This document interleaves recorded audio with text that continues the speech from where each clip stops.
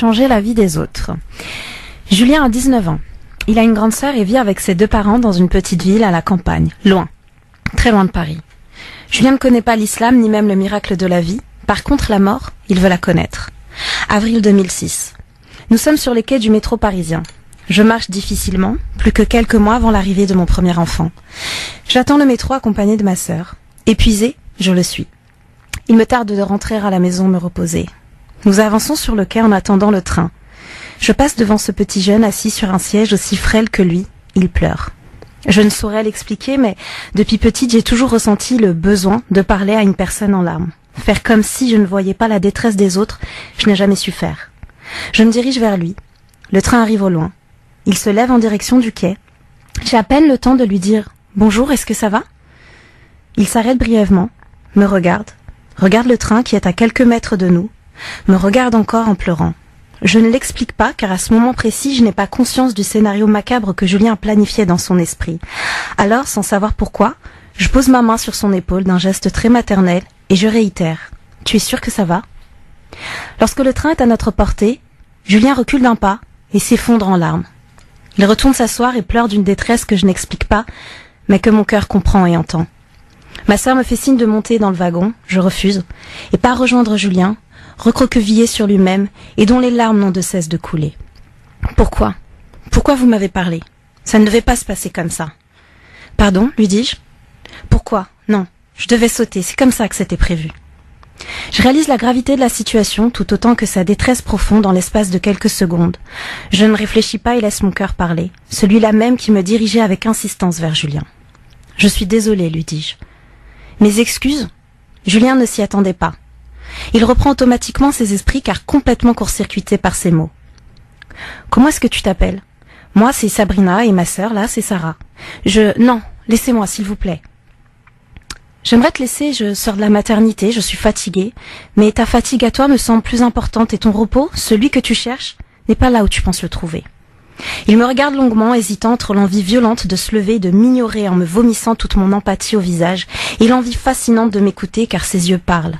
Ses yeux me disent « Ne me laisse pas comme ça ». Je suis musulmane et je vais te parler un peu de moi. Après cela, je te promets de partir et de te laisser si c'est ce que tu souhaites.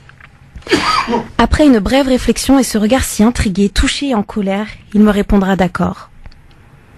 Je lui dis « J'ai toujours cru en Dieu. J'ai toujours cru en ces signes. Ces miracles sont là, devant nous. Je suis convaincue que rien, je dis bien rien n'arrive par hasard. Je suis convaincue que si tu devais mourir, si c'est comme cela que ça devait se passer pour toi, alors avec ou sans moi, ça se serait fait. Dieu t'aime et il veut te le montrer. » Julien est inconsolable à l'écoute de ces mots. « Vous ne comprenez pas, me dit-il. Je ne mérite pas d'être en vie. » « Peu importe qui tu es, lui dis-je. Peu importe qui tu es et ce que tu as fait, ta vie mérite d'être vécue. Je porte la vie pour te rappeler que ce miracle d'être en vie est une grâce de sa part. Et pourquoi Dieu m'envoie vers toi ? Je te parais heureuse et épanouie et même tous ces gens autour de toi, regardez-les. Ils ont aussi leurs difficultés, leurs hontes, leurs combats, tout comme toi. Je ne te connais pas, mais je le crois viscéralement. Tu mérites d'être en vie. Merci, me dit-il. Julien. Je m'appelle Julien. Nous ferons connaissance. J'apprendrai que Julien avait quitté son village le matin même, laissant un mot d'adieu à sa famille, ayant pris la décision de se donner la mort dans le métro parisien. Il habite donc à des centaines de kilomètres d'ici, refuse catégoriquement d'être contacté par sa famille et angoisse à l'idée d'aller à l'hôpital. Encore une fois, sans réfléchir et après 3 longues et salvatrices heures de discussion sur ce quai de métro, je propose à Julien de venir dormir chez nous. Car si lui refuse catégoriquement de voir sa famille, je refuse catégoriquement de le laisser seul voué à lui-même. Je prends Dieu comme protecteur envers et contre les avis de certains membres de ma famille, dont je comprends tout à fait la légitimité de leur prise de parti, mais ce n'est pas la mienne. Je ne me sens pas rassurée à l'idée de le laisser seul, avec pour seule compagnie sa détresse. J'agis avec confiance totale et une conviction pure que Dieu seul connaît, car lui seul la dépose dans les cœurs, alors je m'en remets pleinement à lui.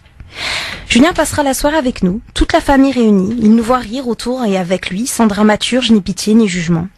Il finit par accepter de me laisser contacter sa sœur. Gloire à Dieu, il passera la nuit à la maison et retrouvera sa famille le lendemain. 10 ans plus tard, Julien vient d'être papa. Il travaille dans un hôpital en tant qu'infirmier et même s'il est passé par des périodes difficiles, Julien est en vie. Un simple regard échangé.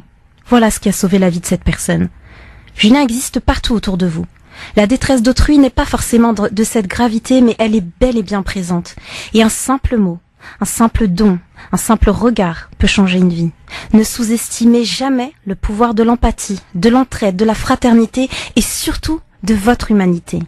J'ai pris le parti de vous raconter cette histoire en bonne et due forme et de vous la relater, eh bien non pas parce qu'elle a changé uniquement la vie de Julien, mais aussi et surtout la mienne.